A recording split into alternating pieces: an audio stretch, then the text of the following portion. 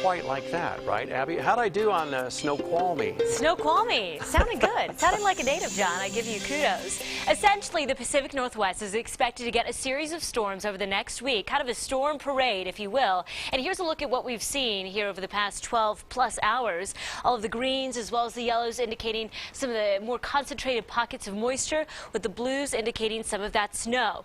By Friday, we could get a storm that will originate in the Pacific, that will trickle down into Colorado, and that is when we'll start to see a bit of a change in our neck of the woods. But up until that point, we're staying a bit breezy and dry. This is a view from our Ceramic Landscape Materials Neighborhood Weather Network camera in Fountain, where temperatures sit in some of the 50s, and the flag is moving around just a bit. Those wind speeds could range up to about 20 to 25 miles an hour near some of the foothills in the mountains as we go throughout the afternoon, and with just a few breezy areas possible for the lower terrain. We are staying dry, and we will continue to stay dry as we go throughout the afternoon. That's what Live HD Doppler radar is confirming for us. Temperatures aren't all that bad at all. We're in some of the 40s and 50s for the lower elevations. We could see some of the 60s this afternoon. We're in some of the 20s through the 50s for the mountains and the mountain valleys. Here's a check of those sustained wind speeds. So I just showed you those wind gusts. Here's a look at those sustained winds, ranging up to about 10 to 15 miles an hour or so.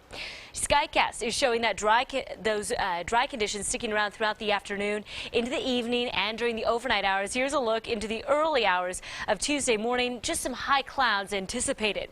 Now, between tomorrow lasting all the way through Thursday, we could see some snow showers for some of the mountains. But over the next few days, the lower elevations should stay a bit breezy with some high clouds and also just very dry conditions. Lows overnight are expected to dip to some of the 20s and the 30s. Not terrible by any stretch, but I would make sure to bundle up as you step outside. And remember that as you go throughout the rest of the day, to always access our app. That's KRDO.com. Through it, you can view our latest video forecast, My HD Doppler radar, and current conditions, all very easily seen on your mobile device.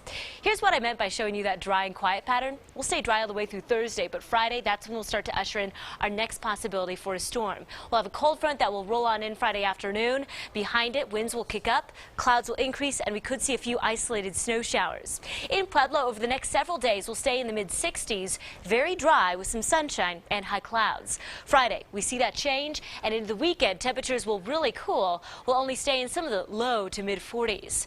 That trend is seen in Canyon City as well, with 61 for tomorrow's high temperature, low 60s Wednesday and Thursday. Friday, we have that change coming. Remember that some forecast models, as we discussed this morning, are still not quite agreeing as to what to do with Saturday. But right now, I am keeping the chance in for just a few snow showers on Saturday. And in fact, in Teller County, we could see some light snow continuing Sunday into Monday. Remember, there's still time for that to change, and we will keep you posted on the newest developments as those forecast runs, kind of refresh themselves.